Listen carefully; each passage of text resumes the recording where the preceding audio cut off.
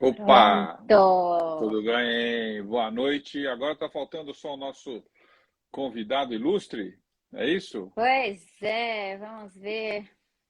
Então, vamos dar Já já ele chega. início a esse bate-papo, que eu acho que assim, essa ferramenta que nos foi dada e acho que a gente utilizou bem nessa pandemia foi talvez uma das virtudes mais importantes de a gente tentar utilizar dentro de um contexto difícil que foi a pandemia e a gente, obviamente, tentar criar conteúdos de informação de maneira a esclarecer, principalmente o público que nos conhece ou que quer ter uma informação de qualidade, possa adquirir isso através de uma das redes sociais, que hoje, obviamente, a gente tem essa difusão muito grande do conhecimento, entendeu?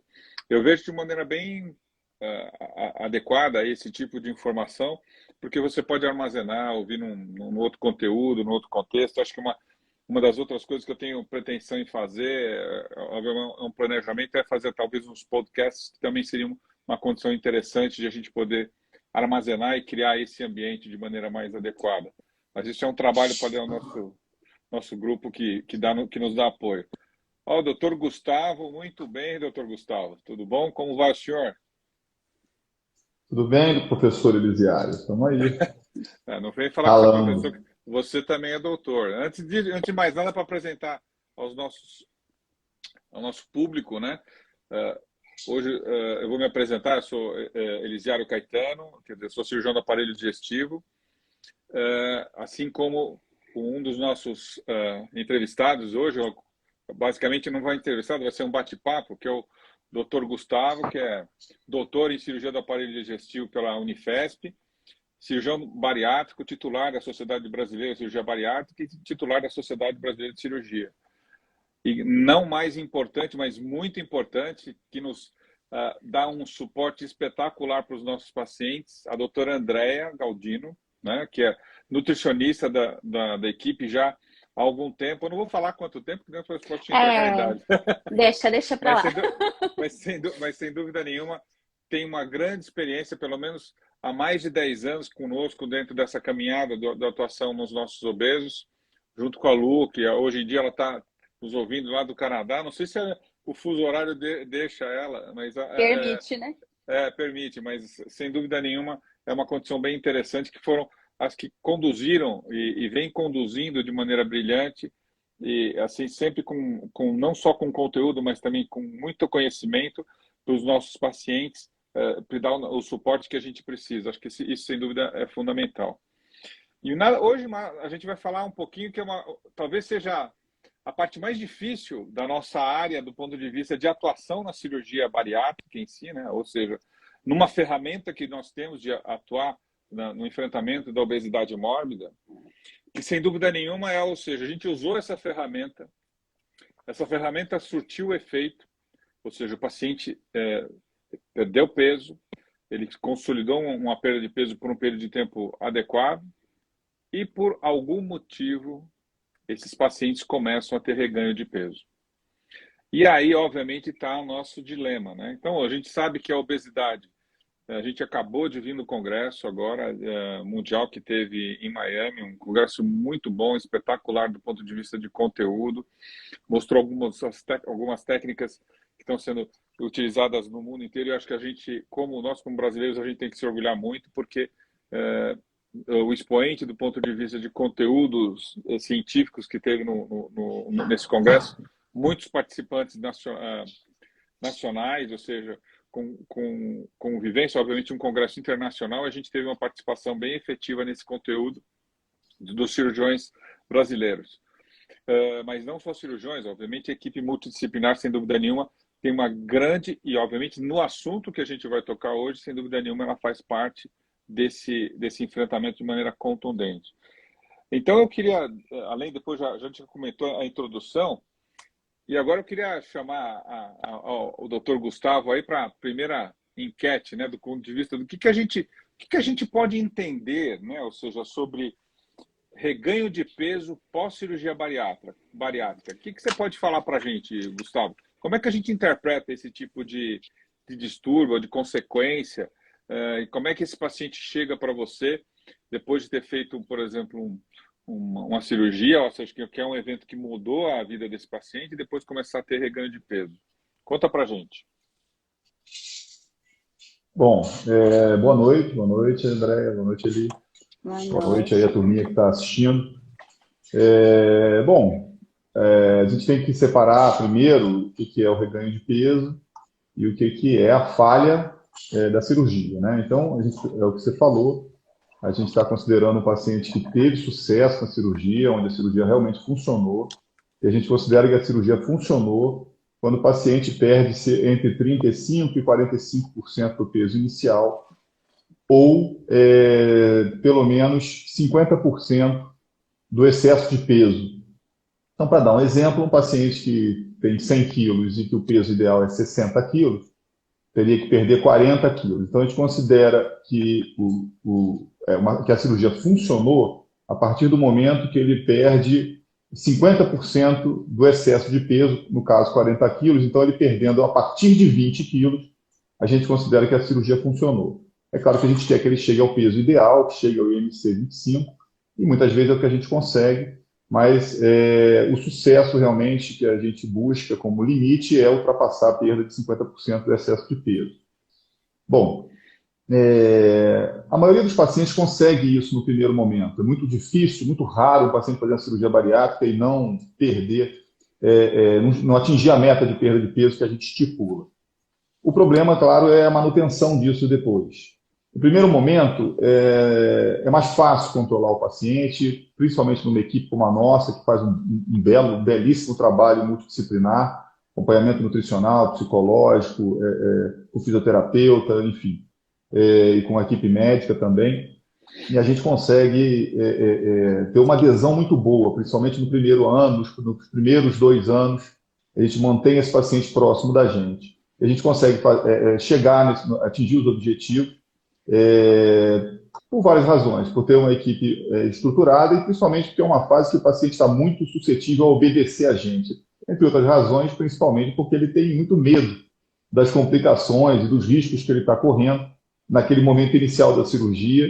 É uma ruptura no estilo de vida dele e ele tende a obedecer a nossas orientações e a gente consegue atingir os objetivos. A partir desse momento, a partir de um ano, a um ano e meio de pós-operatório, o potencial metabólico da cirurgia, né, as mudanças hormonais que a cirurgia promove, começam a perder força. E aí o paciente permanece magro se ele realmente mudou o estilo de vida dele, tem tido uma vida um pouco diferente do que ele vinha tendo, até chegar à cirurgia. Se isso aconteceu, é mais fácil para ele manter o peso. Mas se ele realmente começa a migrar para retornar aos seus hábitos de vida antigos, ele começa a ter o risco de reganho de peso. Ocorre uma acomodação que é tolerável, que é um reganho de cerca de 10% daquilo que se perdeu. Então, se a gente imaginar aquela nossa paciente que perdeu 40 quilos, se ela reganhar até 4 quilos, 5 quilos, isso está dentro do que a gente considera normal. A partir daí, é o que a gente considera reganho de peso, até a gente ter a recidiva da obesidade.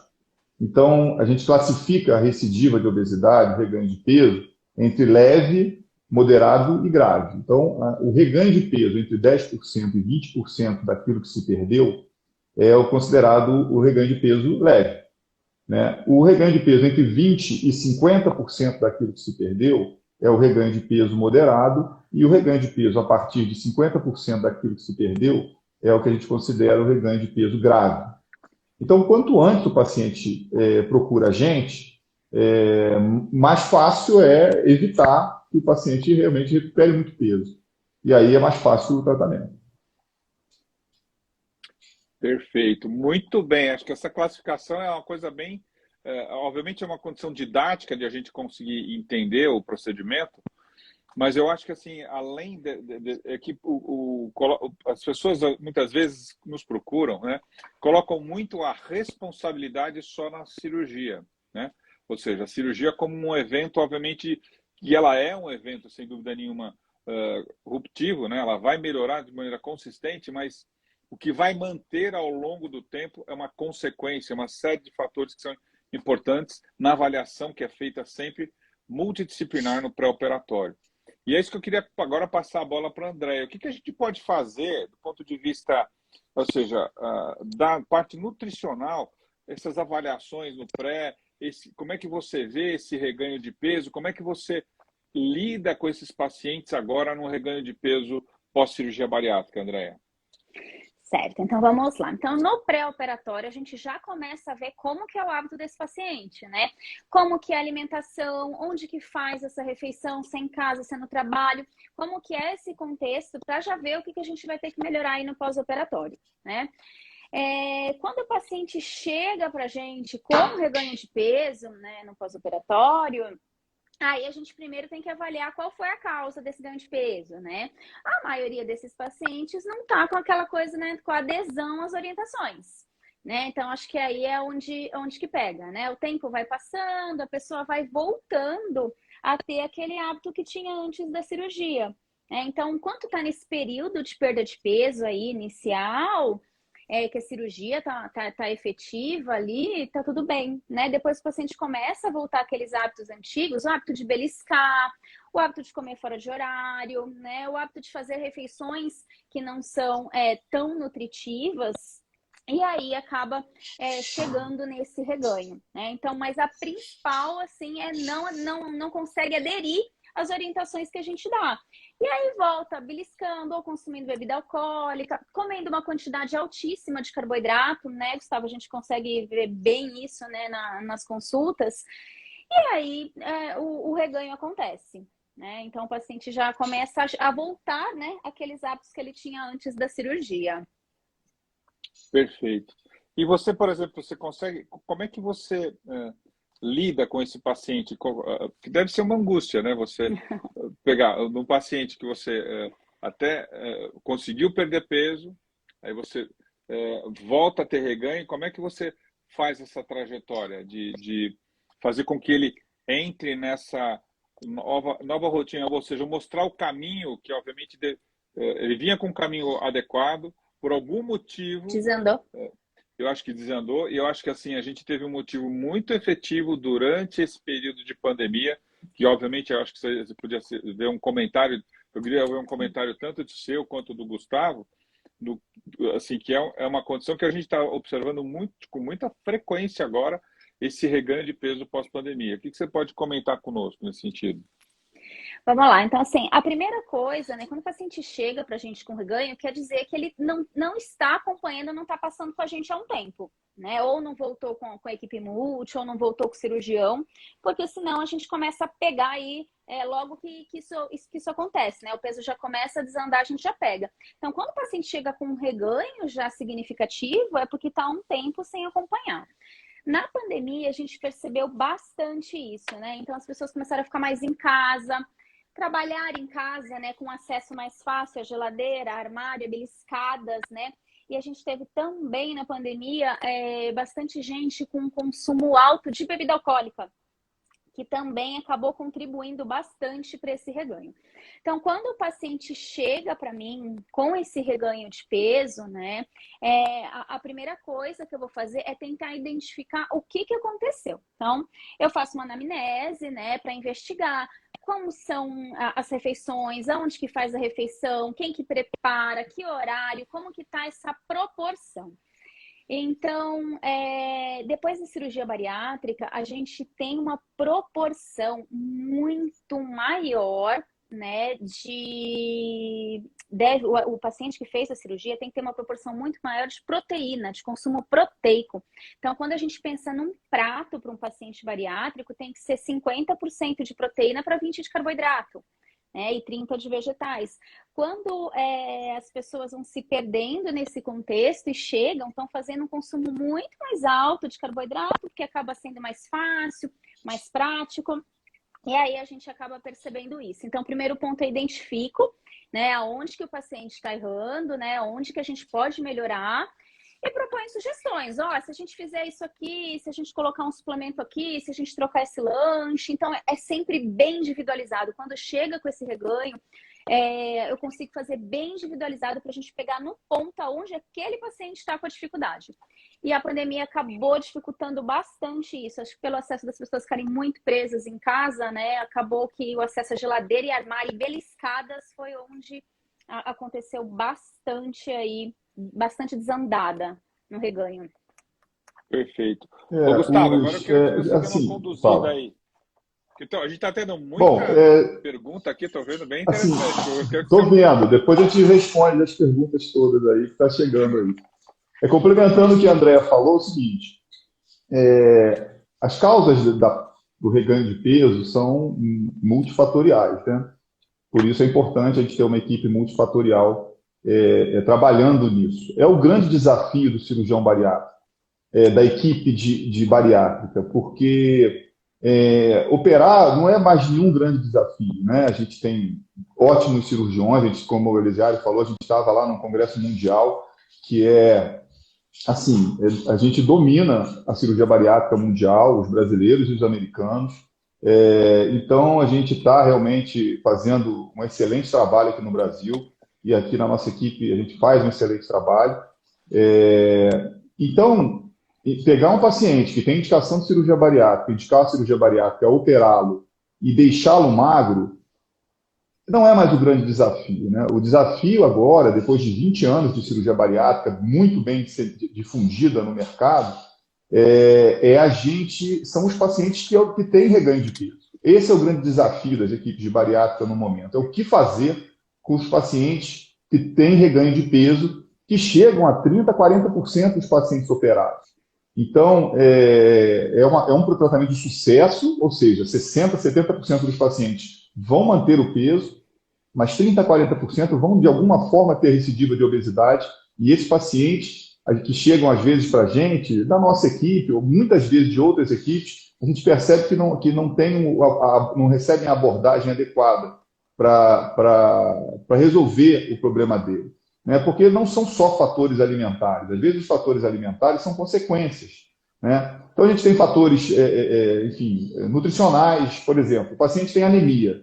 Como ele não faz o acompanhamento, ele não sabe que tem anemia. Ele se mantém lá com uma anemia leve, uma anemia de 10 de hemoglobina, 11, não faz exame, não sabe, até não toma vitamina, muitas vezes. E ter carência nutricional, carência de ferro, carência de vitamina B12, o organismo estimula o apetite. A carência nutricional estimula o apetite. E aí o paciente passa a comer mais porque está em carência nutricional. Isso é uma coisa que é facilmente vista no acompanhamento. Numa equipe que faz um bom acompanhamento. Fatores psicológicos, né? Os pacientes começam a se apavorar com o reganho de peso e começam a entrar em depressão. E aí entram numa bola de neve de busca novamente de conforto e vão direto naquele alimento rico em carboidrato. E aí eles começam a engordar de novo. O paciente começa a engordar com menos comida, porque o paciente muito obeso tem um gasto energético muito grande. Então, ele gasta energia, tem muito músculo e muita gordura, ele tem muito peso, ele gasta energia demais. Quando ele está magro, ele perdeu muita musculatura, ele perdeu muita massa, e mesmo comendo pouco, ele consegue engordar. Então, é uma coisa que a gente ouve muito. Eu não engordaria comendo esse pouco que eu como agora, eu jamais engordaria lá quando eu era obeso, mas agora que eu estou magro, eu engordo. É porque ele tem um gasto metabólico muito menor. Perfeito. Então, todos esses fatores têm que ser encontrados. E a maioria dos pacientes, na primeira consulta que ele chega 5 anos depois de operado, com reganho de peso, é sentar aqui no consultório e perguntar quando é que ele pode operar de novo. Como é que eu faço para operar de novo? Eu estou gordinho de novo e eu preciso operar de novo. E, geralmente, os problemas não estão na cirurgia em si. Existem métodos para melhorar a cirurgia, para a gente investigar se há problemas na cirurgia inicial que pode levar ao reganho de peso, mas isso sozinho não resolve o problema. Então, a gente tem que primeiro trazer esse paciente de volta para a nossa equipe, identificar quais são os problemas e, a partir daí, ver se há necessidade realmente de um conserto, entre aspas, de uma revisão da sua cirurgia. E aí entra o tema do nosso assunto, que é o plasma de argônio. E aí eu queria saber do Elisiário. Elisiário, plasma de argônio. Eu acho que é o seguinte, esse tratamento a gente tem que... O que a gente tem que entender é o seguinte, eu acho que todos vocês explicaram muito bem. Obviamente, o reganho de peso tem vários fatores, né? E eu acho que esses fatores que foram basicamente avaliados no pré-operatório surtiram efeito porque o paciente emagreceu e, obviamente, por algum fator que, obviamente, foi negligenciado ao longo do tratamento, eles voltam a persistir. Então, você colocou muito bem, eu acho que assim, o paciente emagrece, mas se esquece de fazer atividade física. Ele começa a perder gordura, depois ele não faz atividade física, perde gordura e massa magra, e aí ele tem até componentes assim, de instabilidade do ponto de vista da coluna. Acho que tem uma pergunta da Suelen assim, que achei bem interessante. Veja bem, ela perdeu peso, teve uma lesão de coluna e começou a ter reganho de peso de novo. Infelizmente, eu acho que por que isso aconteceu? É que talvez a gente precisa se envolver nesse contexto de que o percentual de que cada fator, vamos dizer assim, componente da equipe multidisciplinar tem, acho que a gente deixou, talvez temos negligenciado, mas, por exemplo, a fisioterapia de acompanhamento desses pacientes no pós-operatório. Às vezes, eles precisam aprender a fazer o tipo de exercício adequado para esses pacientes. Do ponto de vista, um paciente que é obeso, que pode eventualmente já ter alguma lesão osteoarticular, ele precisa ser colocado no contexto de fazer uma atividade adequada, por profissionais adequados que vão saber como é que vão fazer uma associação do que tipo de procedimentos eles podem fazer. Provavelmente a atividade física com um acompanhamento nutricional. Obviamente o fator psicológico no embate do ponto de vista do seu dia a dia faz com que o contexto desse ambiente seja adequado. Então, aí que eu acho que assim, o sucesso da nossa cirurgia ou de qualquer tipo de procedimento não é a cirurgia em si. Eu acho que isso é uma coisa que me comove muito do ponto de vista de lidar com a obesidade. Nós, como cirurgiões, às vezes a gente é muito egoísta no lidar de, por exemplo, a gente tem o poder de ir lá, mudar a fisiologia da pessoa, ela vai emagrecer. Sim, ela vai emagrecer, mas você não sustenta esse emagrecimento só com um procedimento cirúrgico. Nosso organismo, obviamente, tem vários fatores de, obviamente, desobedecer esses comandos, seja por alterações fisiológicas que acontecem no pós-operatório, como propriamente do que acontece no contexto da evolução do tratamento. Mas algumas medidas são importantes. Acho que a medida fundamental que vocês tocaram muito bem é trazer esse paciente no contexto da equipe multidisciplinar. Isso, sem dúvida nenhuma, é o que faz o resgate desse paciente e entender um processo que ele vai ter que lidar nesse sentido. Porque muitas vezes a gente opera, né? E a gente, por exemplo, eu que sou endoscopista, e você, Gustavo, às vezes o paciente operou, não, agora eu quero passar um balão, mas o balão ele não pode passar.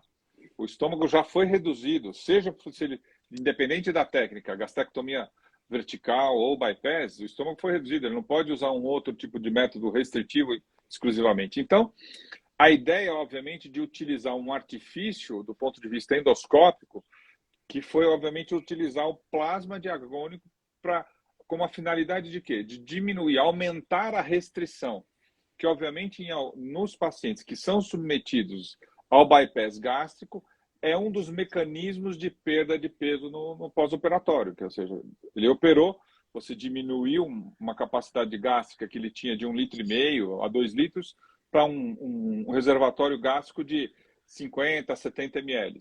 Só que ele tem uma junção desse reservatório com o intestino, que a gente chama de anastomose. E aí faz com que haja uma restrição e a passagem, obviamente, desse conteúdo alimentar para o intestino, e aí, obviamente, você tem um segmento de desabsorção. Mas veja bem, como o nosso mecanismo fisiológico é tão inteligente ao longo do tempo, esse intestino ele começa a aumentar as velocidades e começa a absorver mais. Então, o paciente começa a engordar novamente. Por quê? Porque ele está comendo de maneira errada. E aí a gente pode utilizar um artifício do ponto de vista endoscópico de aumentar a restrição desse paciente, que é usar, por exemplo, o plasma de argônio. O plasma de argônio é uma energia, né? E qual que é a finalidade dessa energia? É fazer uma queimadura superficial. O argônio nos possibilita, né? A gente usa aí muito em alguns tipos de procedimento cirúrgico. Por exemplo, você também utilizou isso muito na cirurgia hepatobilipancreática para fazer hemostasia, a gente usa isso como método hemostático. Mas no fator, do ponto de vista na cirurgia bariátrica, mas na endoscopia bariátrica, a gente promove uma queimadura ao redor dessa anastomose, por exemplo, uma anastomose que tem mais de 2 centímetros de diâmetro, você quer aumentar a restrição desse paciente, você faz o quê? Promove uma queimadura superficial, ou seja, o argônio possibilita uma queimadura de até 5 milímetros da mucosa, então ele vai propiciar fazer o quê? Como se fosse uma ulceração, uma queimadura, e essa queimadura, como resultado de uma cicatrização, ela promove uma fibrose. E essa fibrose, ou seja, o resultado da fibrose é a diminuição do diâmetro da anastomose. Então, a gente tem obtido bons resultados com a utilização do argônio do ponto de vista para ser utilizado como uma ferramenta para o reganho de peso. E existem algumas variantes até técnicas de associação do argônio com medicações, né? Acho que eu até gostaria de ver teu comentário a respeito disso, Gustavo, de usar medicações no pós-operatório de cirurgia bariátrica, uma coisa que foi muito comentada no Congresso, e também, obviamente, utilização, por exemplo, de sutura endoscópica, que é a mesma sutura que o pessoal tem feito aí, a famigerada, né? O Gustavo não gosta muito, que é a gastroplastia endoscópica, ou seja, que é reduzir o estômago utilizando um artifício de dar pontos internamente com o endoscópio. Obviamente, é uma ferramenta endoscópica que foi utilizada para esse sentido, mas é uma ferramenta que, por exemplo, pode ser usada, por exemplo, para a gente diminuir um PAUT no pós-operatório, para a gente diminuir a anastomose no pós-operatório, associada, por exemplo, com argônio. Porque aí o argônio promove uma queimadura superficial da mucosa e você sutura. Então, eu sei que me prolonguei um pouco, mas para as pessoas entenderem que não é nenhuma panaceia. É uma medida que, obviamente, até em termos de regulação do CRM, ele ainda tem uma regulação específica para ser uso e é usado, obviamente, de uma maneira que, se usar só do ponto de vista o argônio, o efeito do ponto de vista a longo prazo é muito vamos dizer assim, inconsistente. Existe ainda a possibilidade de perda ponderal muito aquém do que a gente imagina. Por isso que a gente tem que fazer com que o paciente retorne ao grupo multidisciplinar, ele faça esse controle. Então, eu queria saber, assim, sei que me alonguei um pouquinho, mas da utilização, seja, por exemplo, dessas medicações agora, a semaglutida, a liraglutida, em pós-operatório de cirurgia bariátrica e também como auxílio do ponto de vista no tratamento, como a gente colocou, no tratamento endoscópico. O que você acha, Gustavo? Bom, realmente isso é o que está mais em discussão atualmente no reganho de peso, é a associação de tratamentos, né? É muito provável que um tratamento individual seja controlado, é certo que o tratamento individualizado seja mais importante para o paciente, que a gente consiga separar as causas de obesidade daquele rapaz, por que aquele indivíduo teve reganho de peso, e aí a gente consiga atacar de forma mais efetiva, né? Quando a gente faz uma endoscopia, a gente consegue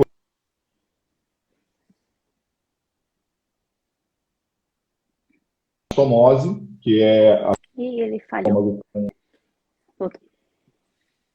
Com o intestino, e eu estava sem voz, não? Voltou. Deu uma flutuada na internet aí. Mas voltou. Bom, a gente fazendo os exames, o paciente retornando para a equipe, a gente conseguindo fazer os exames que tem que ser feito, a gente consegue identificar, geralmente, a causa do reganho de peso. E é possível identificar uma causa mecânica para isso. Por exemplo, como o Eliseu falou, um aumento do tamanho da costura entre o intestino e o estômago, né? Se, por um lado, essa costura não pode ficar pequena demais, porque isso vai causar uma obstrução ao paciente, então a gente tem que ter um cuidado na cirurgia de fazer uma costura de um tamanho adequado para que a comida passe, o paciente não entalhe. Com o passar do tempo, essa cicatrização, se no início ela fica no tamanho que a gente quer, ela pode ficar um pouco maior após o período inicial de cicatrização. Se ela ultrapassa 2 centímetros, isso já existem estudos que mostram que isso é um fator de risco para reganho de peso, para recidiva de obesidade. Mas esse não é o único fator. O paciente ter recidiva de obesidade, não basta ele ter um estômago, uma passagem maior do que 2 centímetros. Existem outros fatores. Se a pessoa tem uma passagem maior que 2 centímetros, mas segue muito bem a dieta, pratica atividade física regularmente, toma suas vitaminas, isso não vai ser preocupação. Esse paciente não tem que se preocupar. Agora, naquele paciente que teve ganho de peso, é uma informação importante. E aí, realmente, o plasma de argônio entra como uma ferramenta, assim como o uso de medicações também entra como ferramenta, né? Então, a gente tem, hoje em dia, o Ozempic, o Saxenda, que são os nomes comerciais dessas drogas que estão sendo mais divulgadas, e outras que estão por vir aí, com um efeito ainda mais intenso, mas que também só funcionam em associação a uma melhora no estilo de vida, a uma mudança na dieta, enfim, há uma adesão ao tratamento. E sim, a gente vai iniciar, junto com o endócrino, que a gente já tem isso com o endócrino, eu pessoalmente, começando a usar esses remédios nesses pacientes, ou que ainda não tem indicação de cirurgia bariátrica, porque ainda não tem peso para operar, ou porque estão com recidiva de obesidade, mas sempre numa condição de retorno completo ao grupo, né? Para a gente poder fazer uma avaliação multidisciplinar e tentar entregar ao paciente, o que não é fácil, é muito, muito mais difícil você fazer com que o paciente que teve recidiva de obesidade emagrecer do que o paciente que está sendo operado no primeiro momento, né? E o resultado do plasma de argônio, o resultado de uma cirurgia revisional, você rever a técnica cirúrgica, porque nunca é o resultado da primeira cirurgia. Então, o que a gente se apega no início é que o paciente tem que usar essa oportunidade como única. Que seja uma ruptura na vida dele e dali para frente ele mude aquele estilo de vida que o levou a operar. Mas a partir do momento que há a falha, existem recursos e a gente oferece isso aqui na nossa clínica e a partir do momento que a gente identifica quais são as causas dessa recidiva. Doutor Elisiário, existe alguma contraindicação para o plasma? Tem algum paciente que não pode fazer? Assim, a gente tem que entender que o plasma de argônio é uma alternativa do ponto de vista de usar uma energia, né? Do ponto de vista de contraindicação absoluta, basicamente seria se ele já tivesse uma estenose, né? Então você não vai promover uma estenose adicional que o plasma pode proporcionar. Obviamente também identificar que o plasma não é isento de implicações. Às vezes você pode estar descalibrado e ele promover uma queimadura além do que deveria. Então tem que tomar cuidado do ponto de vista de como fazer e com quem você está fazendo, qual profissional está habilitado para fazer isso, entendeu? Então, do ponto de vista vamos dizer assim, contraindicação formal, basicamente se ele já tem, por exemplo, se você já identifica que ele tem uma anastomose muito justa, você vai fazer o quê? Se você usar o plasma de argônio, você vai promover uma estenose. Então, aí, tecnicamente, você depois vai ter que fazer uma dilatação do ponto de vista até endoscópico para tratar disso. Então, se ele já tivesse uma anastomose prévia, bem calibrada, sem ajustes, quer dizer, é você introduzir uma alternativa técnica totalmente desnecessária. Por isso que precisa estar envolvido dentro de um grupo, analisar do ponto de vista se é passível de você fazer esse tipo de procedimento ou não, avaliar do ponto de vista clínico esse paciente novamente, se ele tem algum inconveniente clínico que possa impedir esse tipo de tratamento. E, obviamente, ponderar, até do ponto de vista endoscópico, por exemplo, se esse paciente tem um Paut, por exemplo, muito grande, se ele tem, por exemplo, ou uma gastrectomia vertical, que ele tem algum tipo de, vamos dizer assim, possibilidade do ponto de vista de a bolsa gástrica já está muito dilatada, eu acredito que, por exemplo, aí a gente tem que ponderar qual a melhor medida vai ser, se vai ser ponderar em cirurgia revisional ou a atuação de um método endoscópico nesse sentido. Portanto, é isso que o mais importante é a gente identificar qual o potencial de que cada método pode oferecer. Pode falar. Eu estou percebendo aí entre as perguntas uma dúvida recorrente ali. Explica para eles, para o pessoal que está vendo, como é feito o plasma de argônio. Eu vi perguntas ali se é o tempo de recuperação mesmo da bariátrica, quanto tempo de internação, se precisa de repouso. Como é que é feito esse procedimento? Então, tecnicamente ele é uma endoscopia, é uma endoscopia um pouco mais demorada do que o habitual. É uma endoscopia que traz um pouco de desconforto. Por quê? Porque você promove uma queimadura através de uma... você injeta o gás, né, que é o argônio, e você promove essa queimadura através do gás, e a queimadura é feita por a indução dessa energia que é feita pelo bisturi elétrico, promovendo essa queimadura. Então, quando o paciente acaba o procedimento, quando você já faz, ele sente que a barriga está estufada, parece um balão. Se você amarrar ele, ele vai sair pelo consultório, né? Porque Mas você isso é promove uma feito na queimadura e clínica. introduz muito ar dentro. Então, você pode fazer dentro de um ambiente seguro, obviamente dentro de um ambiente ambulatorial, tanto é que você faz isso como uma endoscopia ambulatorial, é um pouco mais demorada, basicamente como uma sedação bem simples, do ponto de vista feita como uma endoscopia, com uma boa monitorização, com uma enfermeira presente na sala, obviamente com todo esse arcabouço que a gente dispõe, seja no ambiente de uma clínica, como a gente tem, ou eventualmente em ambiente hospitalar. Mas, obviamente, a utilização desse método vai demorar, o exame demora normalmente em torno de uns 15 minutos, que basicamente é a endoscopia associada a um período no qual você vai promover essa queimadura. Bom, aí você fez a queimadura, que é a utilização do argônio na anastomose. Então, o que ela está promovendo ali? Como se fosse uma ulceração, uma escarificação. Então, vai ter dor de origem do ponto de vista visceral, que é aquele desconforto mal localizado, pode promover aquele desconforto de 1 ou 2 dias, sentir mal, como se fosse basicamente, sintomas de uma gastrite ou de uma úlcera, porque é isso que você induziu a fazer com o argônio, você promoveu essa ulceração.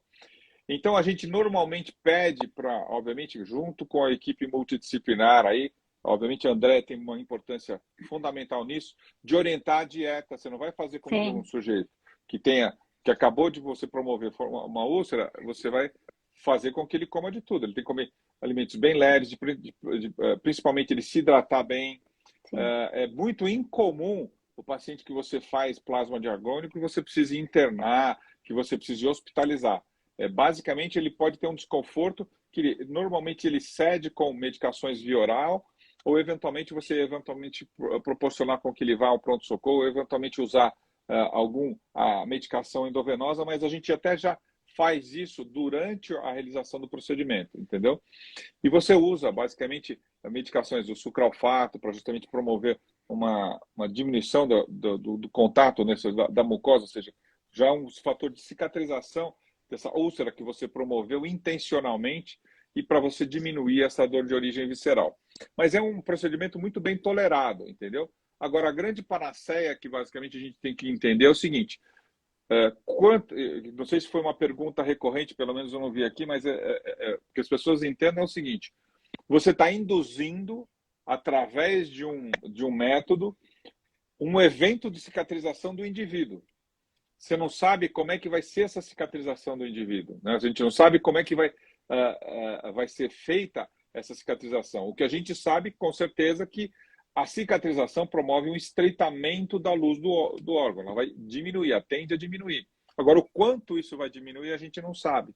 Então, normalmente, a gente faz uma aplicação do argônio, espera um período de 45 dias a 2 meses, a gente tenta mensurar do ponto de vista até com pinças, né, de uma maneira até mais ou menos normativa, existe até técnicas de uma pinça numerada que você pode ter, mas normalmente a própria abertura de uma pinça de corpo estranho, você tem a mensuração de quanto pode ter diminuindo essa anastomose, e além do mais, você pode eventualmente fazer outras aplicações do argônio, que pode ser que, por exemplo, tenha sido insuficiente se aplicar mais 2 vezes ou até 3 vezes. Na minha experiência pessoal, e num outro colega também que tem feito isso de uma maneira mais consistente, mesmo os trabalhos, a partir da 3ª vez que você faz o argônio, eu acho que assim, é muito improdutivo você promover uma condição melhor do ponto de vista nesse sentido. Eu acho que com esse período de 3 a 4 meses de avaliação do argônio, você já tem uma ideia de como é o comportamento do paciente em termos de adesão multidisciplinar. Porque não é, como a gente comentou, não é só o argônio em si. O argônio vai ser um fator de colaboração dentro do contexto para ajudar esse indivíduo a ter uma volta, um resgate na equipe multidisciplinar, ou seja, os elementos que vão ser importantes, junto com a atividade física que a gente comentou, junto com o controle alimentar, para justamente isso acontecer. Então, é um procedimento bem tolerado, é um procedimento de uma execução tecnicamente não é complexa, mas as pessoas precisam entender, saber por profissionais que estão lidados nesse contexto, né? Porque é um procedimento que usa muito a filigrana do endoscopista para dizer se a evolução está sendo adequada ou não. Não sei se eu me alonguei. Normalmente hoje eu estou dando foi perfeito. Está falante hoje, está animadinho. Chegou de Miami, o pessoal estava perguntando. E você já respondeu coisas que o pessoal perguntou depois, então já está respondido. Eu separei algumas coisas aqui, ó. Primeira resposta vai ser para a Vera, porque a Vera tem prioridade aqui no grupo. Ela perguntou se o sleeve pode fazer no sleeve. Não pode, Vera. O objetivo desse argônio é você diminuir a costura do intestino com o estômago. Então, para o sleeve, o argônio, a princípio, não tem nenhuma função. Mas, enfim, é isso? Colocar, tecnicamente, por exemplo, a ideia foi desenvolvida basicamente para o bypass, porque é uma cirurgia mais consolidada. Isso. Usar o argônio sozinho no sleeve não funciona, porque não tem evento. O que tem feito, o que a gente utiliza na cirurgia revisional, cirurgia endoscópica revisional, vamos dizer assim, é você usar o argônio, ele promove uma queimadura da mucosa e você vem suturando para diminuir a gastrectomia vertical. Isso já existe em alguns contextos aqui, até no Brasil, sendo desenvolvidos, até o Diogo, que é um colega nosso do Hospital das Clínicas, tem feito isso, é um estudioso também da endoscopia bariátrica, um grande entusiasta da cirurgia bariátrica, mostrando que aí é a associação de métodos, ou seja, endoscópico junto com a endossutura, que podem trazer uma medida interessante. Mas, obviamente, o uso primordial é para tentar diminuir a anastomose como uma medida de restrição. Usar, por exemplo, no sleeve, a gente sabe que, infelizmente, o sleeve aumentou muito o potencial de cirurgia revisional, porque o que aconteceu? Com o sleeve, ele tem uma tendência maior a pessoa ter reganho de peso do que você usar o bypass. Porque, vamos dizer assim, a grosso modo, a gente sabe que o bypass tem duas vias de perda ponderal. A restrição pela diminuição da câmara gástrica e a desabsorção. Já a gastrectomia vertical, você tem muito exclusivamente a restrição, né? Ou seja, você transformar o estômago num pouch de 200 ml, mas você tem pouca do ponto de vista de desabsorção. Então, se os elementos que fazem com que a pessoa ganhe peso, porque obviamente, eu acho que depois eu acho que é um comentário que a André tem que colocar, vai fazer com que esse paciente tenha reganho, né? Acho que a gente vê, né, Gustavo? Os pacientes, sem dúvida nenhuma, com gastrectomia vertical têm um potencial maior de terem insucesso na cirurgia, né? Tem. Isso é sabido, né? O sleeve tem um risco de recidiva de obesidade maior. Eu não sei se eu atribuo isso somente à parte desabsortiva, né? A ausência da parte desabsortiva, mas também a principal mudança hormonal do sleeve em relação ao bypass, única vantagem hormonal do sleeve em relação ao bypass é a diminuição de um hormônio intestinal chamado grelina, que passados alguns anos isso se perde. E aí você tem facilidade de reganhar peso. Além disso, não tem dumping no sleeve. E o dumping é um ajudante da equipe de bariátrica. O dumping faz a pessoa passar mal se comer doce. E o sleeve é muito menor a incidência de dumping. Então, o paciente volta com mais facilidade aos hábitos ruins do que o bypass. O bypass ele é mais duro com aquele paciente que quer voltar aos hábitos ruins. O sleeve é mais complacente. Mas, assim, na minha prática, quando eu vejo um paciente que reganhou peso, seja no bypass, seja no sleeve, eu não consigo identificar a técnica como a razão. A razão está numa falha sistêmica no acompanhamento. Você tem que consertar de uma forma mais sistêmica, do que você falar, não, engordou porque fez sleeve, porque fez bypass. Eu acho que ele engordaria independente da técnica. Mas realmente o bypass tolera menos esses erros, principalmente no início. Outra pergunta que fizeram aí, Elisiara, se atende convênio o argônio, O plasma, o plasma. o plasma.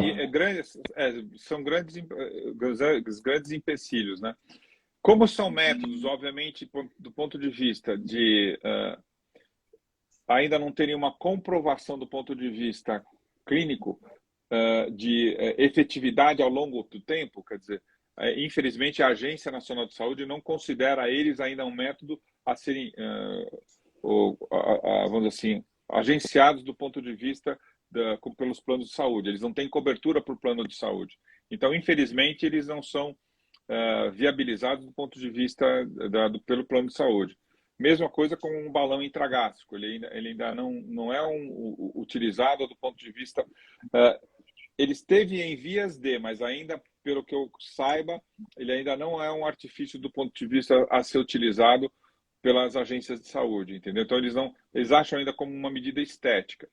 Eu acho que, assim, do ponto de vista entre, por exemplo, o balão intragástrico é um custo bem maior. O problema do argônio é que você exige um catéter. Esse catéter, obviamente, é onde é conduzido o gás junto com a energia. Esse, obviamente, ele é que é custoso, ele que tem um custo mais elevado. Porque o procedimento técnico em si não é tão custoso. Eu acho que, assim, o ponto de vista do argônio, ele não é tão caro. O que é caro, basicamente, é o paciente voltar a adquirir as regras do ponto de vista da nutrição, da atividade física. Isso, porque do ponto de vista de custo, ele não é tão custoso, a ponto como... ele chega a ser 1/3 do valor, se eu não me engano, do que é um balão intragástrico. Então, o custo dele não é o fator primordial. É que não pode ser colocado para cima dele a responsabilidade de procedimento voltar a dar certo. Ele tem que entender que ele precisa fazer parte desse contexto. Isso que é que eu vejo importante. E nessa eu queria pegar esse gancho aí, André, de você falar para a gente como é que você identifica nesses pacientes com reganho, o que você tem notado em termos de, você pode comentar para a gente, de erros claros que podem fazer com que eles reganhem peso e as medidas que ele já deve começar a tentar evitar. O que você pode comentar para a gente nesse sentido? Então, vamos lá. Da parte nutricional, né? O que chega, assim, o que acontece nesse reganho?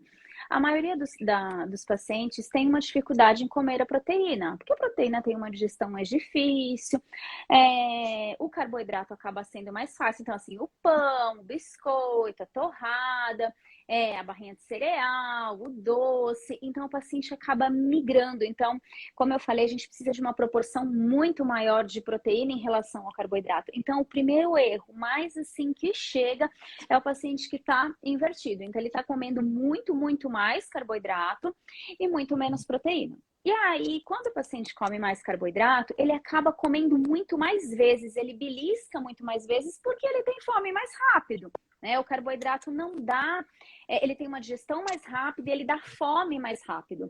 Quando a pessoa consegue ter um aporte proteico maior, a proteína dá mais saciedade.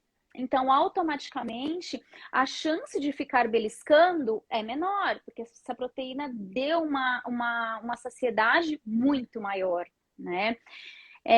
Então, esse é um dos primeiros fatores aí que chega. Normalmente, o paciente chega também não fazendo atividade física, então a gente começa a perceber que a pessoa sempre uma desculpa, né? Meu trabalho, enfim, a rotina, o filho, e acaba não fazendo essa atividade física.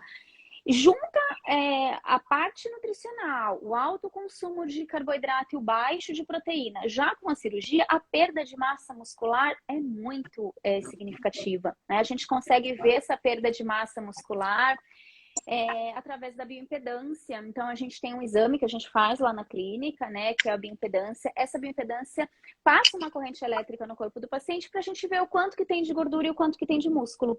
E aí a gente consegue comparar e ver se esse paciente está perdendo, está ganhando, como que tá. Então, a cirurgia bariátrica já induz uma perda de massa muscular intensa. Se o paciente já tem esse consumo baixo de proteína, a perda de massa muscular é muito mais intensa também. Então, outra coisa é o hábito de beliscar. Então, se esse consumo de carboidrato está muito alto, a pessoa belisca muitas vezes por dia. Aquela pessoa que tem biscoitinho na gaveta do trabalho, que come a balinha, que come o chocolatinho, né? E aí, quando a gente vai ver, o consumo de açúcar do dia está altíssimo. Então, esse é o principal fator. No começo, quando a pessoa faz até uns 3 meses de cirurgia, mais ou menos, precisa tomar o suplemento de proteína. Então, a gente consegue atingir esse aporte proteico mais fácil. Depois, a pessoa vai largando, vai cansando, porque eu até entendo, né, que tomar o suplemento todo dia cansa um pouco, mas se a gente não consegue atingir essa necessidade com a comida, esse suplemento não vai ter jeito, a gente vai ter que manter aí por um bom tempo.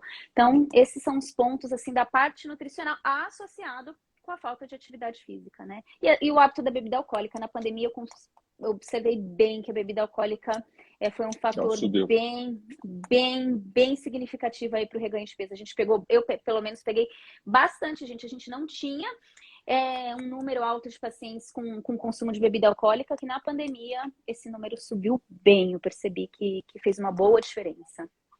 E a bebida alcoólica, mega calórica, sempre vem acompanhada de um petisco, né?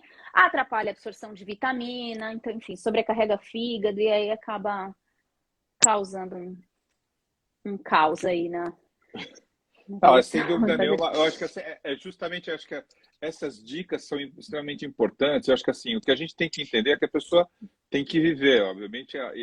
Eu acho que assim, e o comer, o beber é um prazer. Eu acho que tudo que é exagero, eu sempre brinco com os pacientes que o que é o remédio, o que é o veneno. A gente exagerar na dose, esse remédio vira um veneno. Então, para a comida, isso também tem o seu efeito deletério, mas eu acho que assim, é muito legal, a gente está sendo uma live que está sendo bem interessante, acho que a gente vai ter que fazer outras nesse sentido, buscando a gente tem 6 minutos. É justamente isso que eu queria comentar, por isso que, como a gente tem um pouco tempo agora reservado nesse sentido, mas eu acho que assim, eu vou dar um fecho, eu queria que o Gustavo falasse nesse contexto agora. Bom, Gustavo, a gente viu que a gente tem que trazer esse paciente para o retorno dentro do contexto da multidisciplina. Vamos chegar, por exemplo, a gente tem os métodos endoscópicos, mas ele esgotou.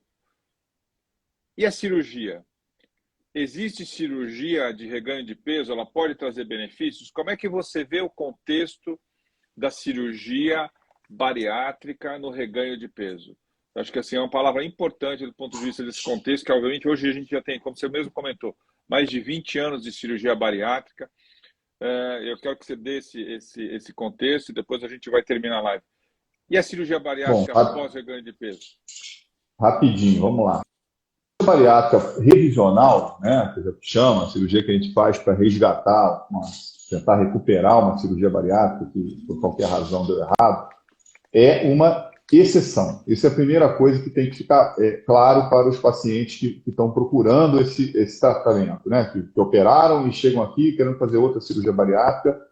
Excepcionalmente, há indicação de uma nova cirurgia. A maioria das vezes, a cirurgia está perfeita e não há nada que vá oferecer realmente um grande impacto no emagrecimento desse paciente, como foi a primeira cirurgia.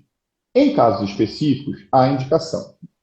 No bypass, se você identificar um intestino muito grande, um estômago, um pouch muito grande, você pode fazer uma cirurgia de redução do tamanho de pouch.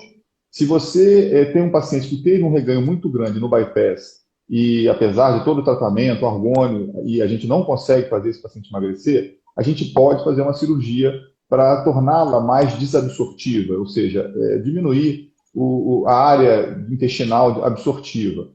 É um procedimento que tem certo perigo e é excepcional. O sleeve, e está aí uma vantagem do sleeve nesses casos, ele tem potencial de se transformar em outras cirurgias. Aliás, o sleeve sempre foi ele nasceu como um pedaço de uma cirurgia, que é o duodenal switch, e que acabou, uma cirurgia feita em 2 tempos, e acabou se vendo que o sleeve emagrecia sozinho, sem complemento intestinal. Mas ela pode se transformar numa cirurgia maior. Se o paciente fez sleeve, engordou e tem refluxo, o sleeve pode virar um bypass. Se o paciente fez sleeve, engordou e não tem refluxo, a cirurgia dele pode virar um SADI, que é uma transformação do sleeve num sleeve com um desvio intestinal. Então, para o sleeve, há uma segunda chance cirúrgica que, lembrando, geralmente não tem o potencial da primeira cirurgia. Então, há sim possibilidade de tratamento cirúrgico, mas é excepcional e sempre envolvido no retorno à equipe multidisciplinar e com a concordância de todos, da nutricionista, do psicólogo, do endocrinologista, que devem concordar que uma cirurgia revisional é, neste caso, indicada. Bom, estamos chegando no final. Ficou uma pergunta que eu achei importante aqui. Essa úlcera que você vai causar no paciente com sua endoscopia e seu argônio, ela pode virar câncer? Não, não tem absolutamente nada. É uma reação cicatricial, não tem absolutamente nada. O que existe, obviamente, até uma tendência em algumas cirurgias bariátricas, que até foram comentadas no Congresso, de quando você faz uma anastomose única por conta do refluxo bílio-pancreático nessa bolsa gástrica, se o que acontece com o refluxo que acontecia nas gastrectomias do Abirrot 1, Abirrot 2, principalmente, que a gente até, os endoscopistas, quando identificam esses tipos de anastomose, tem que fazer biópsia seriada. Esses pacientes têm que ser acompanhados para sempre. Mas esse tipo de evolução para câncer não existe nessa comprovação. Até o argônio, a gente utiliza o argônio em algumas medidas, por exemplo, em pós-radioterapia de neoplasia de reto, por exemplo, que fazem telangiectasias e tem potencial de ser hemorragia digestiva baixa, você usa o argônio como fator de cauterização desses vasos, entendeu? Então, o argônio é um método seguro e não tem nenhum evento que mostre o contrário do ponto de vista de ocasionar isso. Bom, eu queria agradecer. Você quer falar mais alguma coisa? Desculpa. Não, só quero dar um recado aqui para umas perguntas aqui que o pessoal perguntou: que convênio, como faz a avaliação? Entre em contato com a clínica que as meninas do call center orientam com quem marcar, como que faz. Pronto. Eu acho que assim, o intuito da nossa live é basicamente dar um esclarecimento e produzir, obviamente, tentar esclarecer alguns eventos do ponto de vista de informação, é traduzir uma informação consistente. Eu acho que isso é o mais importante. Eu queria basicamente agradecer tanto a Andréa quanto o Gustavo. Acho que o comportamento foi espetacular, acho que mostra o quanto existe a necessidade de a gente promover vários desses tipos de encontro, que eu acho que você fideliza um grupo que nos transmite vontade de perpetuar esse trabalho, que eu acho que vem sendo cada vez mais consolidado, não só com o aspecto que a gente vai tendo da procura dos nossos pacientes, como o tipo de atendimento que a gente tenta proporcionar para os nossos pacientes. Então, eu queria agradecer vocês e entender que o que a gente falou desse assunto hoje em dia, sem dúvida nenhuma, é um assunto palpitante, é um calcanhar de Aquiles dentro da nossa clínica, do ponto de vista de tratamento, do ponto de vista da cirurgia bariátrica. E agradecer a vocês, que o nosso tempo está esgotando, e acho que a gente vai ter que em breve fazer outros para tentar esclarecer esse assunto de maneira bem adequada. Obrigado por tudo. Fiquem Obrigada. bem. Boa noite, pessoal. Boa noite, viu? Tchau, gente. Boa noite. Boa noite, Andréia. Boa noite, Elia. Boa noite, turminha. Obrigada. Tchau, tchau. Valeu. Obrigado por terem ficado conosco nesse período. Um abração a todos. Obrigada. Tchau, boa noite. Tchau, tchau. Tchau, tchau.